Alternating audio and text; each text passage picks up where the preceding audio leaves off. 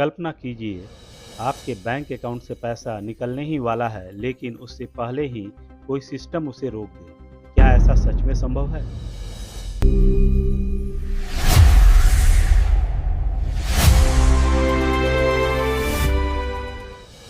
भारत में digital transaction तेजी से बढ़ रहे हैं।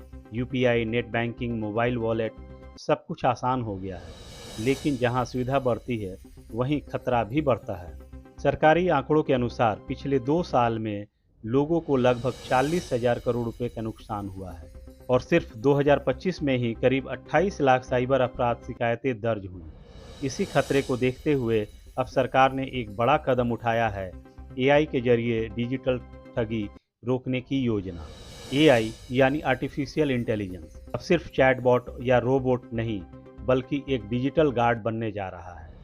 यह सिस्टम हर ट्रांजैक्शन को एनालाइज करेगा, जैसे अचानक बहुत बड़ी रकम ट्रांसफ़र होना, नए डिवाइस से लॉगिन होना, अनविजुअल लोकेशन से एक्टिविटी।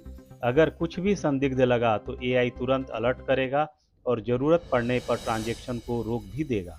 मतलब फ्रॉड होने से पहले ही सुरक्षा। लेकिन सवाल यह है कि क्या सिर्फ टेक्नोलॉजी से ठगी रुक जाएगी?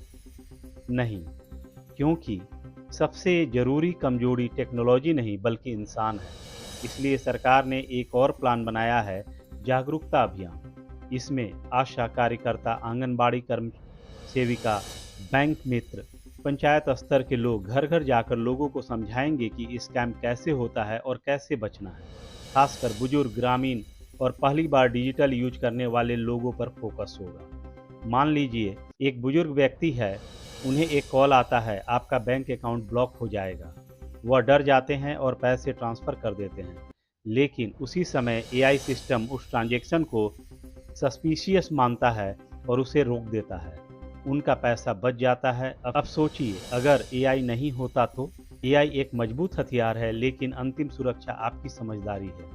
अगर आप जागरूक हैं तो कोई भी सिस्टम आपको और मजबूत बना देगा, लेकिन अगर आप लापरवाह हैं तो सबसे स्मार्ट टेक्नोलॉजी भी आपको नहीं बचा सकती।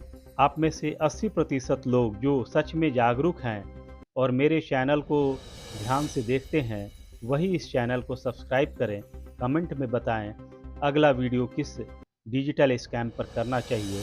अगले वीडियो में मैं आपको एक फ्री साइबर सेफ्टी चेकलिस्ट दूंगा। एआई आपको बचा सकता है, लेकिन आपकी समझ ही आपकी असली